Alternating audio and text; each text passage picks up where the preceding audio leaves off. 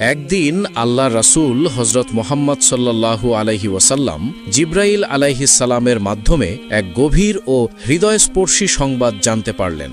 সেই সংবাদ ছিল তার অত্যন্ত প্রিয় সাহাবী ইসলামের প্রথম মুয়াজ্জিন হজরত বেলাল রাদিয়াল্লাহু তাআলা আনহু আর মাত্র ৭ দিন এই দুনিয়াতে বেঁচে থাকবেন। ৭ দিন পরেই তার দুনিয়ার জীবন শেষ হবে এবং তিনি আল্লাহর ডাকে সাড়া দিয়ে আখেরাতে চলে যাবেন।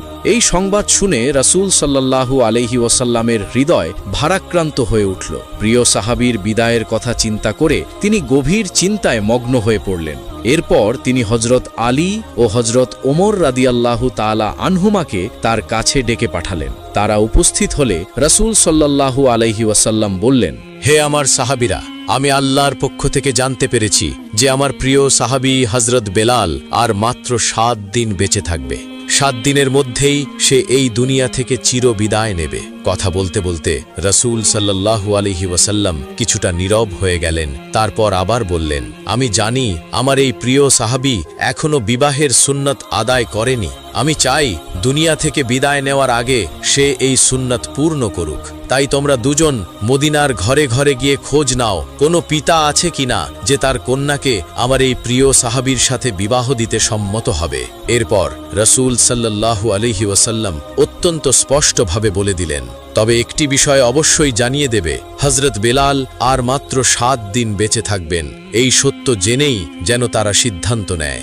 রাসূল সাল্লাল্লাহু আলাইহি ওয়াসাল্লামের এই নির্দেশ পেয়ে হযরত আলী ও হযরত ওমর রাদিয়াল্লাহু তাআলা আনহুমা সঙ্গে সঙ্গে বেরিয়ে পড়লেন। তারা মদিনার অলিগলি ঘুরে ঘুরে বিবাহযোগ্য কন্যাদের পিতাদের কাছে গিয়ে বলতেন, হযরত মুহাম্মদ সাল্লাল্লাহু আলাইহি ওয়াসাল্লাম তার প্রিয় সাহাবী হযরত বেলাল রাদিয়াল্লাহু তাআলা আনহুর জন্য পাত্রী খুঁজছেন। আপনাদের কেউ কি আপনাদের কন্যাকে তার সাথে বিবাহ দিতে আগ্রহী? এই কথা শুনে কন্যাদের পিতারা সম্মানের সাথে উত্তর দিতেন, রাসূল সাল্লাল্লাহু আলাইহি ওয়াসাল্লামের প্রিয় সাহাবী হযরত বেলালের সাথে আমাদের কন্যাদের বিবাহ দেওয়া তো আমাদের জন্য সৌভাগ্যের বিষয়, আমরা এতে রাজি। তখন হযরত আলী ও হযরত ওমর রাদিয়াল্লাহু তাআলা আনহুমা তাদেরকে সত্যটি জানিয়ে দিতেন। একটি কথা আগে থেকেই জেনে রাখুন, হযরত বেলাল রাদিয়াল্লাহু তাআলা আনহু আর মাত্র ৭ দিন এই দুনিয়াতে বেঁচে থাকবেন। এই সত্য জেনেই আপনাদের সিদ্ধান্ত নিতে হবে, কারণ রাসূল সাল্লাল্লাহু আলাইহি ওয়াসাল্লাম এই সংবাদটিও তোমাদেরকে জানিয়ে দিতে বলেছেন। এ কথা জানার পর কন্যার পিতারা বলল, বেলাল যদি ৭ দিনই বাঁচে তাহলে আমাদের কন্যাদেরকে বেলালের হাতে বিয়ে দেব না। আমরা কোনোভাবেই চাই না ৭ দিন পরেই আমাদের কন্যা বিধবা হয়ে যাক।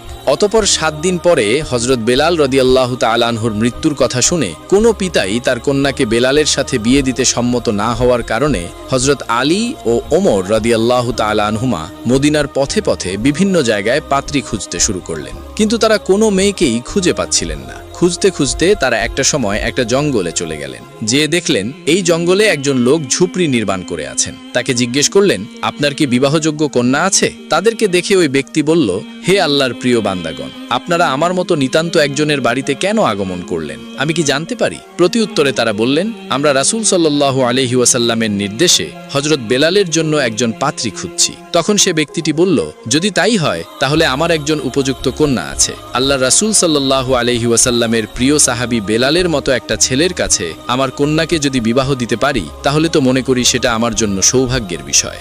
এরপর হযরত আলী ও ওমর রাদিয়াল্লাহু তাআলা আনহুমা বললেন, দেখুন, একটি শর্ত আছে। রাসূল সাল্লাল্লাহু আলাইহি ওয়াসাল্লাম বলেছেন আপনাকে যেন সেই বিষয়টি জানাই। বেলাল রাদিয়াল্লাহু তাআলা আনহু মাত্র ৭ দিন বাঁচবেন, এরপর তিনি এই দুনিয়ার মায়া ত্যাগ করে চলে যাবেন। এ কথা শুনে ওই ব্যক্তিটি বলল, না, তাহলে আমি আমার মেয়েকে হযরত বেলালের কাছে বিবাহ দেব না। মাত্র ৭ দিন পর আমার মেয়ে বিধবা হবে, এটা আমি চাই না। কিন্তু এই ৩ জনের কথা দূর থেকে একটি মেয়ে শুনতে পাচ্ছিল। সে হলো ওই ব্যক্তিটির মেয়ে। পিতার মুখে এমন কথা শোনার পর সে একটু এগিয়ে এলো। সে শুনল তার পিতা নবীর সাহাবীর সাথে বিবাহের প্রস্তাব প্রত্যাখ্যান করছেন। সে কাছে এসে বলল, আব্বাজান, আমি এই বিবাহের রাজি আছি। আপনি কিভাবে এরকম বিবাহের পয়গাম প্রত্যাখ্যান করতে পারেন, যে পয়গাম আল্লাহর রাসূল সাল্লাল্লাহু আলাইহি ওয়াসাল্লাম নিজে থেকে পাঠিয়েছেন? আব্বাজান, আমার জীবনে যত কষ্টই আসুক না কেন রাসূল সাল্লাল্লাহু আলাইহি ওয়াসাল্লামের এই নির্দেশ আমি পালন করতে চাই। এরপর রাসূল সাল্লাল্লাহু আলাইহি ওয়াসাল্লামের প্রিয় সাহাবী হযরত বেলালের সঙ্গে ওই মেয়েটির বিবাহ সম্পন্ন হয়ে গেল। হযরত বেলাল রাদিয়াল্লাহু তাআলা আনহু তার নববধূকে বললেন, প্রিয় স্ত্রী, তোমার কাছে আমি জানতে চাই, আমি আর মাত্র 7 দিন বাঁচব এই পৃথিবীতে। এটা জানার পরও তুমি কেন আমাকে বিবাহ করলে? 7 দিন পরেই তো তুমি বিধবা হয়ে যাবে। তখন নববধূ বলল, হে আমার স্বামী, আপনি শুনুন, আমি আমার জীবন দিয়ে হলেও আল্লাহ রাসূল সাল্লাল্লাহু আলাইহি ওয়াসাল্লামের একটি নির্দেশ পালন করব, আর এই নির্দেশ পালনের মধ্য দিয়েই আমি নিজেকে ধন্য মনে করছি।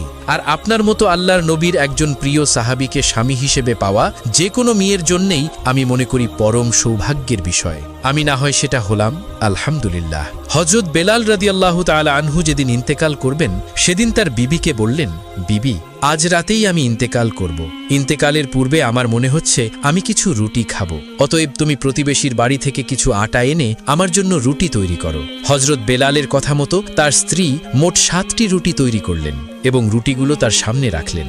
এমন সময় ঘরের বাহিরে একজন ভিক্ষুক ডাক দিয়ে বলল, হে বাড়ির কর্তা, আমি কয়েকদিন যাবৎ কিছু ভক্ষণ করিনি, আমি প্রচণ্ড ক্ষুধার্ত, দয়া করে আমাকে কিছু খাবার ভিক্ষা দান করুন।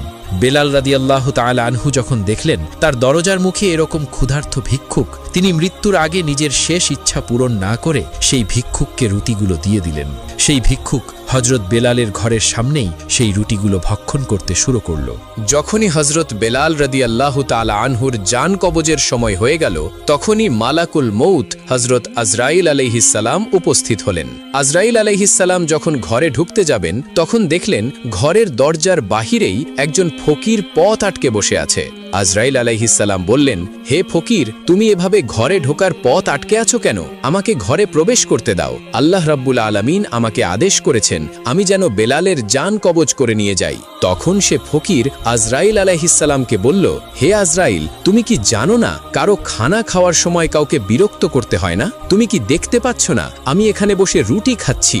যখন সে ফকির কোনোভাবেই দরজা ছেড়ে যাচ্ছিল না, তখন আজরাইল আলাইহিস সালাম আল্লাহ তাআলার দরবারে ফিরে এসে বললেন, হে আল্লাহ, আমি আপনার প্রিয় বান্দা হযরত বেলালের জান কবজ করতে গিয়েছিলাম, কিন্তু ঘরে ঢুকতে পারিনি, কারণ ঘরে ঢোকার রাস্তায় একজন ফকির বসে রুটি খাচ্ছিল। আমি তাকে অতিক্রম করে ওখানে যাইনি, ওই ফকিরের জন্য আমি বেলালের ঘরে ঢুকতে পারিনি। তখন আল্লাহ রাব্বুল আলামিন আজরাইল আলাইহিস সালামকে বললেন, হে আজরাইল, হযরত বেলালের দরজার মুখে যে আহার করছে সে আমার অত্যন্ত প্রিয় একজন বান্দা, অতএব খবরদার, তুমি তার সাথে কোনো প্রকার বেয়াদবি করবে না। তুমি যাও, যে তাকে আদবের সাথে জিজ্ঞাসা করো সে কি চায়।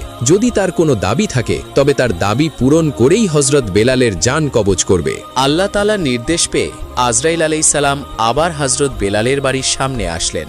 এসে যথারীতি দেখলেন দরজার মুখে সেই আল্লাহর বান্দা বসে বসে রুটি খাচ্ছে। তখন আজরাইল তাকে বললেন, হে আল্লাহর প্রিয় বান্দা, বলো তুমি কি চাও? কি করলে তুমি হযরত বেলালের ঘরের দরজার মুখ থেকে সরে যাবে? আল্লাহ রাব্বুল আলামিন বলেছেন, তুমি যা চাইবে তাই পালন করা হবে। তখন সে ফকির বলল, বেলাল আমাকে 7টি রুটি দান করেছে, আর আল্লাহ তাআলা বলেছেন যে 1 গুণ দান করলো তা 10 গুণ হয়ে যাবে, আর আমি চাই এই 7টি রুটির বিনিময়ে বেলালকে 70 বছর হায়াত দান করা হোক। এই কথা শুনে আজরাইল আলাইহিস সালাম বললেন, এটা তো অসম্ভব।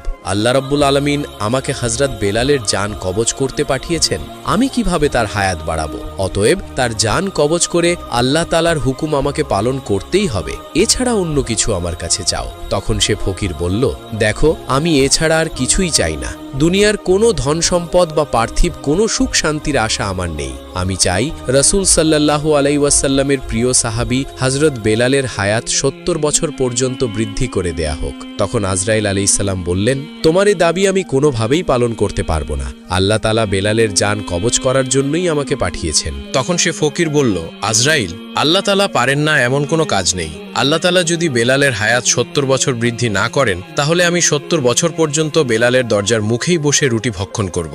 এভাবে তুমি বেলালের ঘরেও প্রবেশ করতে পারবে না, আর তার জানও কবজ করতে পারবে না, কারণ আমি এখান থেকে সরব না। রাসূলুল্লাহ সাল্লাল্লাহু আলাইহি ওয়াসাল্লাম এক হাদিসে বলেছেন, এই দুনিয়াতে আল্লাহ তাআলার এমন কিছু বান্দা রয়েছেন, যদি তারা আল্লাহ তাআলার নামে শপথ করে এমন কোনো কথা বলে দেন, তবে আল্লাহ তাআলা অবশ্যই সেই বান্দার দাবি পূরণ করেন। হযরত বেলালের দরজার সামনে যে ফকির ফকির বসেছিলেন তিনি ছিলেন আল্লাহ ও তার রাসূলের পাগল হজরত ওয়াইস কার্নি রহমতুল্লাহ আলাইহি। তিনি যখন হজরত বেলালের হায়াত বৃদ্ধির দাবি করে বসলেন তখন আল্লাহ রব্বুল আলামিন এ দাবি আর পূরণ না করে পারলেন না। তখন আল্লাহ তাআলা আজরাইল আলাইহিস সালামকে ডাক দিয়ে বললেন, হে মালাকুল মউত, আমার প্রিয় বান্দা ওয়াইস কার্নি একটি দাবি করে বসেছে, আর আমি এ দাবিটি পূরণ করব না, এটা কি করে সম্ভব? হে আজরাইল, তুমি ফিরে আসো। আমি আমার বান্দা ওয়াইস কার্নির দাবি মঞ্জুর করে হজরত বেলালের হায়াত 70 বছর বাড়িয়ে দিলাম।